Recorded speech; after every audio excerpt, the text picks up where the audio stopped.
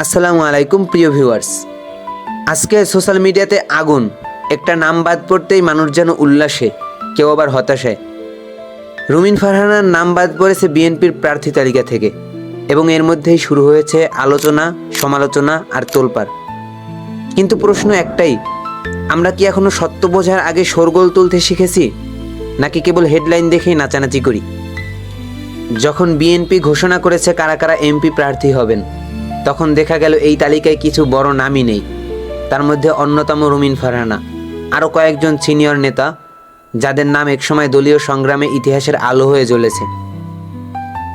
এই খবর আসতেই ফেসবুক, ইনস্টাগ্রাম, ইউটিউব ভরে গেছে রাগ, ক্ষোভ আর হাসাহাসির কমেন্টে।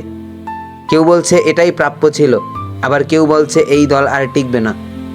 কিন্তু ভাই, একটু থামেন। একটা খবর শুনেই কি আমাদের ন্যায় বিচার শেষ হয়ে গেল? আমরা কি জানি এই নামগুলোর পিছনে কতটা ত্যাগ, কতটা পরিশ্রম লুকিয়ে আছে? রুমিন ফারহানা একজন নারী, একজন আইনজীবী, একজন স্পষ্টভাষী রাজনীতিক। তিনি হয়তো বলেছিলেন, যে দলের জন্য 15 বছর লড়েছি, সেই দল আজ আমাকে ধাক্কা দিয়েছে। এই একটা বাক্যই বলে দিতে পারে একজন রাজনীতিকের ভিতরের ব্যথাটা কতটা গভীর হতে পারে। রাজনীতি শুধু মঞ্চে দাঁড়িয়ে কথা বলা নয়, এটা এক জীবনের উৎসর্গ, যেখানে হার মানলে মানুষটা নয়, মনটাই ভেঙে যায়। আজ যারা দলের এই সিদ্ধান্তে ক্ষোভে ভাঙচুর করছেন, তাদের উদ্দেশ্যে একটা কথা: অসন্তুষ্ট থাকতে পারেন, কিন্তু ধ্বংস কোনো সমাধান নয়। দল যদি বাড়ি হয়, তাহলে ভেতরের আগুনই তাকে পুড়িয়ে দেয়।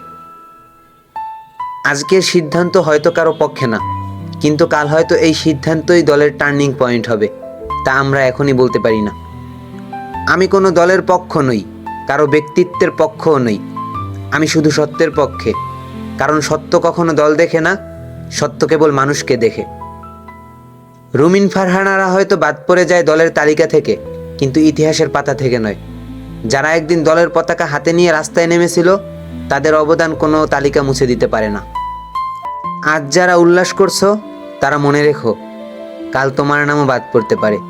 তখন বুঝবে, তালিকা নয়, মূল্যবান হলো তোমার কাজ, তোমার ত্যাগ আর তোমার সততা। তাই আমি বলি, সমালোচনার আগে চিন্তা করো, নিন্দার আগে জানো, আর ভাঙচুরের আগে ভাবো, যে দলের জন্য লড়ছো তাকে তুমি নিজের হাতেই ভেঙে ফেলছো না তো? এটাই বাস্তবতা, এটাই সত্য। আমি কোনো দলের না, আমি শুধু চাচ্ছি আমরা যেন একটু মানুষ হই, যেন দেশ, দল আর বিবেক একই ছন্দে চলতে শেখে। এটাই ছিল আজকের আলোচনা। আপনার মূল্যবান মতামত অবশ্যই কমেন্টে জানাবেন, এবং সাবস্ক্রাইব করে নেক্সট ভিউর পাশে থাকবেন। ধন্যবাদ।